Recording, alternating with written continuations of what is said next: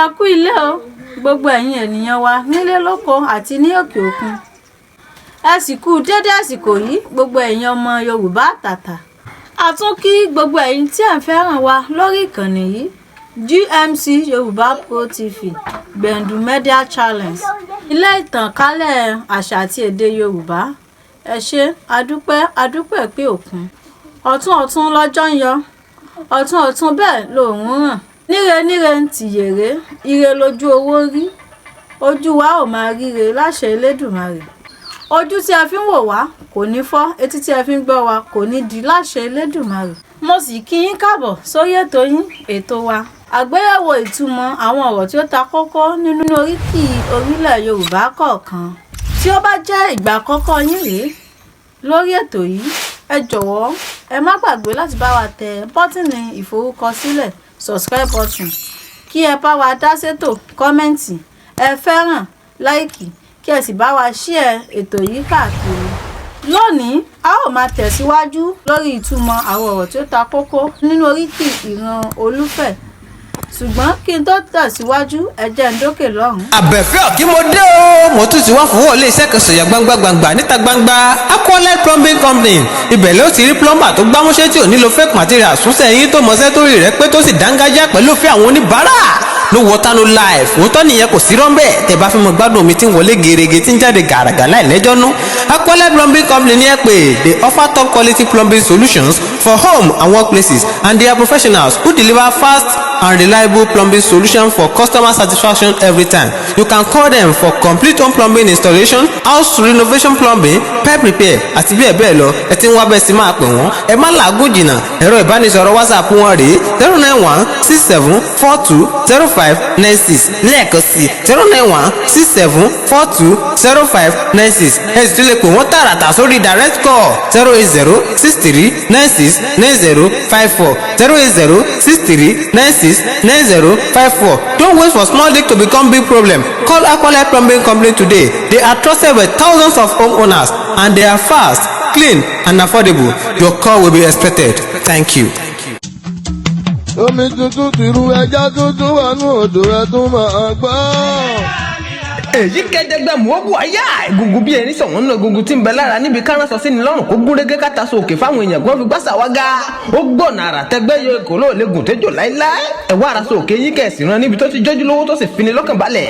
Nikki Fashion Enterprise, are you looking for where to get beautiful asoke, rich, colorful and strong? Don't stress yourself too much. Come to Nikki Fashion Enterprise today, number 30 Takinde Okegbo, Ondo State, where beauty meets quality. They sell the finest of it and so for wedding, naming, engagement, coronation, burial ceremony and other special occasions. Nikki Fashion Enterprise wọ́n ta sóògì tí a mọ̀ sí òfin lóríṣiríṣi tí wọ́n sì lè bá yín rán lọ́nà àrà tẹ́ bá fẹ́ tó sì bá gbà mu ní gbogbo oríṣiríṣi ayẹyẹ bíi ìkómọ, ìṣílé, ìgbéyàwó, ìfinijoyè, òkú àgbà àti bẹ́ẹ̀ bẹ́ẹ̀ lọ. Wọ́n tún ránṣọ taṣọ fáwọn òṣèré orí ìtàgé àtàwọn aláṣọ ẹbí.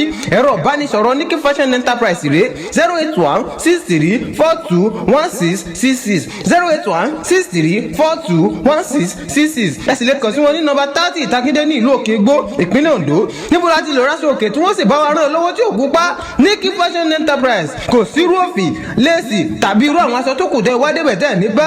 They sell and sell aṣọ òkè and other materials in affordable rates. Má sọ pé gbó.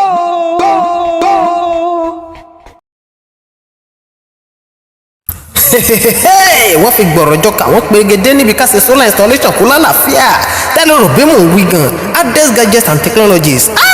Ọ̀gá ni master. Ẹ ṣe solar installation sílé àti ibi iṣẹ́ yín kẹ́dọ̀rẹ́ mọ́lẹ̀ 247 kẹ̀sì máa fi gbé ohun tẹ́ ẹ bá fẹ́.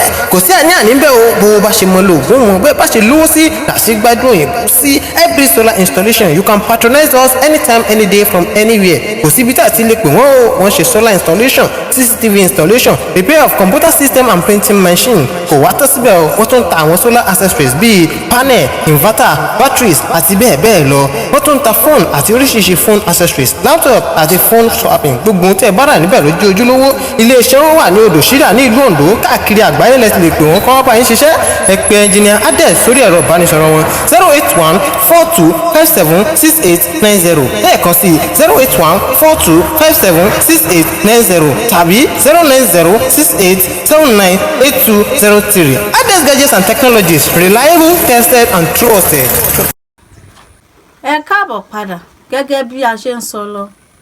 Nínú oríkì ìran Olúfẹ, wọn a máa kì wọ́n pé àwọn lọmọ ọ̀pá òṣòro balẹ̀. Kí wá ní ìtumọ̀ ọ̀pá òṣòro? Ọ̀pá òṣòro ni ọ̀pá tí ó máa ń wà nínú ilé òrìṣàlà tí a mọ̀ sí Ọbàtálá. Wọ́n a tún máa kì wọ́n pé àwọn lọmọ òǹṣẹ̀rú. Kí ni ìtumọ̀ òǹṣẹ̀rú? Ìtumọ̀ oríkì yìí já sí pé ẹni tí ó ní ibi tí ìwà ti ṣẹ̀, tí àwọn ènìyàn ti rú dìde, tí ó túmọ̀ sí orísun àwọn ènìyàn. Wọ́n a tún máa sọ pé ẹja 9 là á pa lódò Ifẹ̀, 3 là á jẹ, 3 là á tà. Mosòsáká ni wọ́n fi 3 yòókù bọ káyó tó yẹni. Gbogbo wa la mọ ohun tí ó jẹ́ ẹja. Kí wá ní ìtumọ̀ mosòsáká? Mosòsáká jẹ́ orúkọ ọ̀kan lára àwọn òrìṣà tí wọ́n máa ń bọ ní ìlú Ilé Ifẹ̀. Oríkì ìran Olúfẹ lọ báyìí pé òròkì ọmọ àsálà ọmọ ẹlẹ́ni ẹwẹlẹ. Kí ni ìtumọ̀ òròkì? Kí ni ìtumọ̀ àsálà? Kí ni ẹni ẹwẹlẹ? Òròkì jẹ́ orúkọ obìnrin pàtàkì kan nínú ìtàn ìlú Òṣogbo. Kí ni àsálà? Àsálà ni ibi tí ọdẹ kan tí ó jẹ́ ọmọọba gbé rí ààbò nígbà tí àwọn ọ̀tá rẹ̀ ń lé tí wọ́n fẹ́ pa á. Ẹni ẹwẹlẹ ni ẹni tí a fi igi gbòdògì hun. Wọ́n á máa kì wọ́n pé igi kan ọ̀gbọ̀dọ̀ ń tinú odò bọ̀. Ó dé, igi náà wá ya kẹtun bíi 6 kalẹ̀. Ìjòyè bíi 16 ní ń rúbọ kí igi ọ̀hún náà lè so. Ọ̀rọ̀ bí òwe ni ìtumọ̀ gbólóhùn yìí. Ìtàn fi yé wa pé ẹnìkan pàtàkì nígbà kan ní ìran Olúfẹ tí ó bí ọmọ 6 ṣùgbọ́n kò sí eléyìí tí ó bí ọmọ tirẹ̀ nínú wọn, tí ó já sí pé aláìbímọ ni gbogbo wọn jẹ́, tí a mọ̀ sí àgàn. Bí ó tilẹ̀ jẹ́ pé gbogbo wọn rúbọ, lónìí ni a ó mú ẹnu dúró lórí àgbéyẹ̀wò ìtumọ̀ àwọn ọ̀rọ̀ tí ó ta kókó nínú oríkì ìran Olúfẹ. Ṣùgbọ́n kí a tó mú ètò yìí wá sí ìdánudúró, n ó fi ìbéèrè kan ṣọwọ́ sí ẹ̀yin ará ilé. Kí ẹni tí ó bá mọ ìdáhùn rẹ̀ kí ó bá wa fi ṣọwọ́ sí inú kóló ìdásọ̀rọ̀, ìyún comment section. Ìbéèrè náà lọ báyìí pé nínú oríkì ìran Olúfẹ, wọ́n á máa kì wọ́n pé òǹṣẹ̀rú onífẹ̀ ìwọ ló lọ́rin. Ìbéèrè tí a fẹ́ béèrè náà lọ báyìí pé kí ni ìtumọ̀ ọ̀rin? A ò ní rí jù báyìí lọ lónìí. Tí ó bá di ọdún tí ó ń bọ̀, a ó mú àlejò wá tí yóò bá wa fi ohun ewì kí oríkì ìran Olúfẹ ní ẹ̀kúnrẹ́rẹ́. Kí ó tó di ìgbà náà, aṣọ 7 tí a kì í fowó rà. Àkọ́kọ́, aṣọ gbèsè. Ẹ̀kejì, aṣọ àìsàn. Ẹ̀kẹta, aṣọ wèrè. Ẹ̀kẹrin, aṣọ ìbànújẹ́. Ẹ̀karùn-ún, aṣọ ìṣẹ́. Ẹ̀kẹfà, aṣọ ẹkún. Ẹ̀keje, aṣọ ẹ̀wọ̀n. Ayé ò ní fi wọ̀ wá láṣẹ Elédùmarè. Ojú oyin kì í fọ́ láfárá, etí ìlù kì í tara ìlú di. Ojú wa ò ní fọ́, etí wa ò ní di láṣẹ Elédùmarè.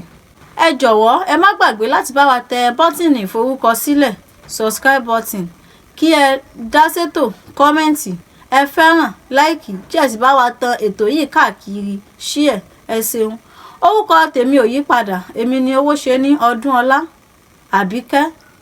A ó máa fi ayọ̀ pàdé. Ó dàbọ̀.